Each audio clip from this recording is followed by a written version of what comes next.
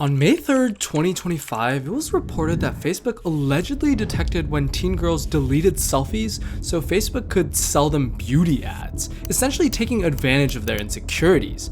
Frustrated by similar issues, consumer activist and YouTuber Rossmann decided to start a cultural movement online. If Google, being one of the premier data mining companies on earth, not being able to tell that little cat with two pillows next to it that they try to make look like an so that thirsty young men click it as they normalize trafficking on the platform that doesn't allow you to express an opinion bothers you, change your profile picture to a Clippy. This was just one of 4 other anti-consumer issues he mentioned that would instantly make hundreds and hundreds of people change their profile picture to Clippy, and it didn't stop there. So what exactly is the Clippy protest, and who even is Clippy? In 2024, the word of the year by Macquarie Dictionary was enpoopification, which is when digital platforms like Facebook, Amazon, or YouTube are made worse for consumers in order to increase profits. It was coined by Canadian writer Cory Doctorow after he observed a pattern decline in the quality of online platforms resulted from capitalistic incentives. Like when BMW decided to make their heated seat feature a subscription you had to pay for on a monthly basis, and if you didn't, you wouldn't be able to access a feature of the car that is yours. Or when 23andMe apparently was looking to sell customers genetic data. Or worst of all, when a man tried to sue Disney for them not accounting for his wife's allergies at a Disney World restaurant in which she tragically passed away after an allergic reaction, and Disney said he couldn't sue them because he agreed to Disney Plus terms of service. Straight enpoopification. Big tech is becoming increasingly more anti-consumeristic, making you pay for everything. But what about all these services you can now get for free? Well, they say that if something is free, you're the product.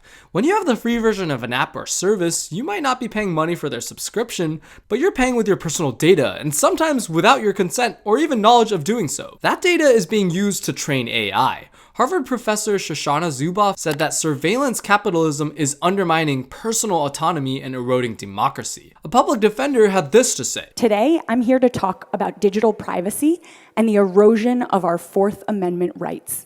Because what you don't know can and will be used against you. The Fourth Amendment is what protects us against unreasonable searches and seizures and requires warrants based on probable cause.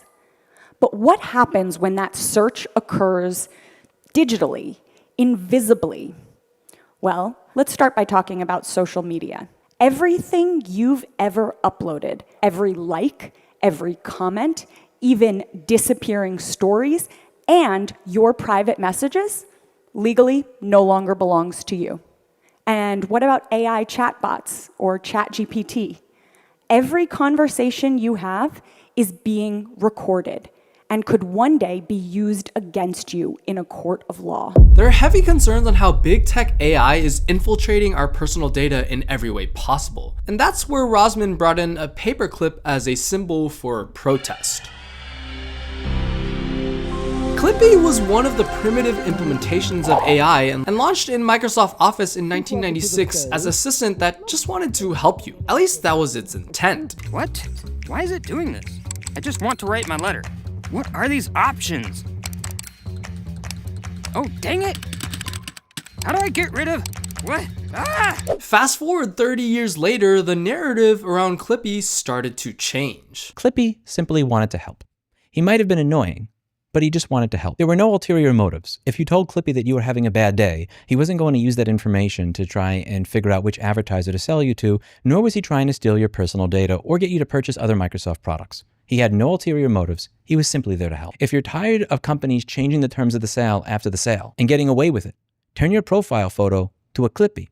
If you're tired of companies that have the ability to reach into your house and ransomware your products so that they stop working unless you pay them again, claiming that that's legal, but then when somebody tries to give you back access to what you bought and paid for, that's illegal, change your profile photo to a Clippy. If you're tired of bots invading the comment section on a regular basis, and their comments always posting with no problem, but your comments being censored even when you're not saying anything that bad, change your profile picture to a Clippy. If Google, being one of the premier data mining companies on earth, not being able to tell that little cat with two pillows next to it that they try to make look like an so that thirsty young men click it as they normalize trafficking on the platform that doesn't allow you to express an opinion bothers you, change your profile picture to a Clippy and let them know that you're not happy. Clippy never tried to normalize trafficking. He just wanted to help. If you're tired of companies saying out loud that the reason they want to keep you from fixing what you bought and paid for is that may take money away from them, change your profile photo to a Clippy. I never expected to win the legislative battle.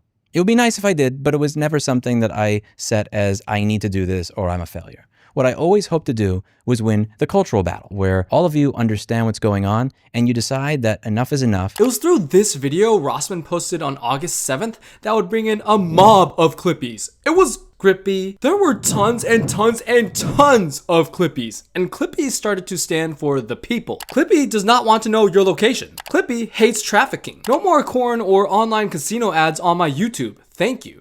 Clippy says, release the files. But others believe that turning your profile picture into Clippy was just virtue signaling or performative slacktivism, which means to support a cause involving very little effort, typically on social media. Having several people change their profile picture will not affect anyone or anything, not even a little.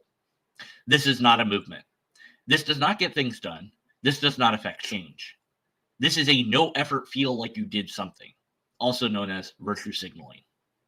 If you want real change, call your representative, call your mayor, write in actual letters, email, hold public talks, raise money, a lot of it. Toss it at those who will vote your way, also called lobbying. Know how to take real action. So Rossmann responded a few days later. You have to change minds before you can actually change the law. And more importantly, even when you do actually get the law changed, which we have together done on this channel, whether we're talking about a bill that passed in New York State, a bill that passed in Minnesota, California, Colorado, which again, would have never happened without the help of all. Emailing and calling in when I asked you to, donating to the lobbying efforts, and making your friends and family aware. Even when those things pass, sometimes they don't even get listened to if there isn't enough pushback, if there are not enough people that care. One instance of this would be in California. There's a law that passed that I think is great. It says that if you're selling a product in the state and you offer a lifetime license, but that can be taken away at any given time, you can't do that anymore. That's false advertising. That's illegal. I tested that law to see if it worked, again, with the help of all of you. And we figured out that that law is not real. Now we'd like to start a campaign to try and figure out how can we get this law actually enforced? How can we start to push the ball forward so that legislators understand how ownership is being eroded? And that doesn't necessarily happen unless people are actually aware of the problem, understand that it's a problem, and above all, feel like if they speak up about it, they're not wasting their time. There's this concept called slacktivism, and you'll see it come up on websites where people are more concerned with punching down than they are with actually trying to clean up their own corner of the world, because one of them is easy and one of them is not. Slacktivism means doing nothing, and I can imagine the type of person that is using that type of word to insult you because you change your profile picture to a Clippy is the same kind of person who's going to say, well, what's the point of putting your key in your car? That's not going to get you to work. Yeah, but it's a prerequisite. The point of the matter here is that over the last 7 to 10 years of trying to advocate for right to repair and 13 years on YouTube, the one thing I've noticed that is the biggest cancer to any type of activism is apathy and believing that you're alone. That even if you are not apathetic, even if you are willing to fight for what you believe in, that you are the only one, so you're not going to get anywhere. And the weird thing is, no matter how many times I disprove this, no matter how many times I say, look what happens when 10,000 of you email in, we get a bill. Look at what happens when you email in and do this. Look at what happens when you participate here. People still believe that it's hopeless. They're not going to create any sort of real world change. And what I was hoping to do is get a different outcome if people realize that there are other people that think like them. There are other people that are actually willing to do something. I don't plan on just having you people turn your profile pictures to a Clippy to just do that. Like that by itself doesn't do shit. What I plan on doing is getting each of you to realize that if you work together, things happen. But if all of them know at the same time that we're on the same page, we are tired of living in an anti-ownership society, check. We're tired of living in a society where we subscribe to everything and we own nothing, check. We're tired of being told it costs $8,000 to fix a power button, check. If every single one of these people were not only on the same page, but knew they were on the same page, maybe each one in the chain would speak up when they otherwise wouldn't. And when they're all moving together and all working together, what happens? They choose a different vendor. And the vendor that was screwing everybody with repair and going, oh yeah, $8,000 to fix it when the power button dies, gets That's the point. That's what I want to have happen here. It's not about changing your photo to a Clippy and doing nothing else. It's about letting everybody around you know when the time comes in my personal life, I will do something. Now, a lot of people have asked, okay, I changed my photo. What's next? What do I do now, Lewis? There's one example that I want to go over. I can't give you the company name and everything. I'm sworn to secrecy here, but a viewer emailed me and said that the new management of his company, one of the people asked, when we're working on this, we wanted to make it so that if you upgrade to a new firmware version, that you cannot downgrade to an older one. Right now, on this particular smart device, you can downgrade to an older one. The management asked, can you make it so you can't downgrade to an older one? Now, I'll let you all guess, after watching my channel for as long as you have, why this particular company wants to keep people after changing the management to downgrading the firmware.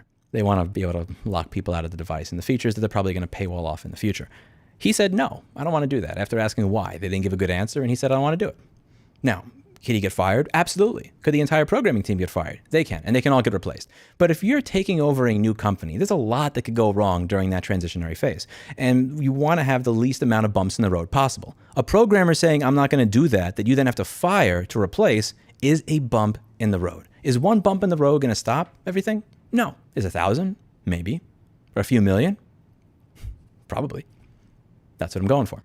I want to fast track things that help the consumer, that bring us towards a pro-repair, pro-ownership world, and I want to put obstacles in the way of every single individual or entity that wants to drive us towards a less pro-ownership world. I don't know if it's going to work, but I guarantee you that it's better than doing nothing. And so far, the results have spoken for themselves. That's where we're trying to organize groups of people that not just change their profile picture to a Clippy, but actually help create the best well-curated database of anti-ownership practices from anti-ownership companies. There's a lot more work that's going to need to be done. And if you want to keep up to date on that work that needs to be done and how you can help, sign up for the newsletter. It's over here. It's clear this isn't Rossmann's first time mobilizing his audience, and this seems to be a winning strategy as of now. We'll have to see what happens. Ironically, Clippy came from a corporate giant that we are using to protest against corporate giants, but it definitely makes you think about if tech serves us or if we serve tech. In his video, you might notice the Black Mirror DVDs on his table. This might be a nod to the first episode of season 7, where a woman who is about to die is given a chip to put in her head by Rivermind to keep her alive in exchange for her biological data. Rivermind slowly implements their subscription models where if she doesn't pay, she has to use the free version, where she herself, literally controlled by the chip, gives ads to people around her based off of her brain and her surroundings. This is likely another way that Rossmann is showing the dystopia that we could be heading towards. It's undeniable that some of these apps and services have become essential, but is it worth it at the expense of our personal data and lives? I'll be going Clippy for the next week, but what do y'all think? Will the Clippy movement actually impact anti-consumerism, data privacy, and surveillance capitalism, or is this all just a meme? What are ways in which you feel big tech is wronging the consumer? Do you remember Cortana? Let me know in the comments. Peace!